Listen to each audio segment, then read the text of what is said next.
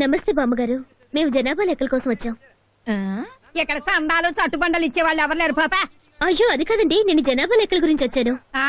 ఇప్పటికే 12 ఏళ్ల బట్టి ఇంట్లో పడి తింటున్నాడు ఆ వేణుగాడు. ఇంకా అర్థమైన వాళ్ళకి దాన ధర్మాలు చేస్తే మేము కూడా నీలాగే రోడ్డును పడాలి పాపా. స్వీట్ 16 ఇయర్స్ బ్యాక్ లేండి.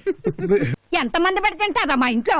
చిచి, ఎలిజబెత్ టేలరే ఇంత మాట అన్న తర్వాత ఒక్క క్షణం కూడా నేను ఇక్కడ ఉండను. ఆంటీ 2 దోశలేండి, తినేసి వెళ్ళిపోతాను.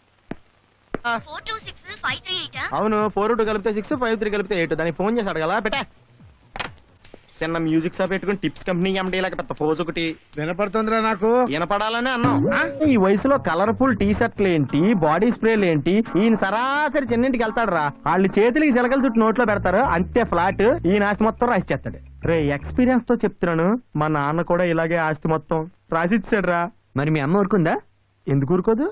రాసింది మా అమ్మకే కదా.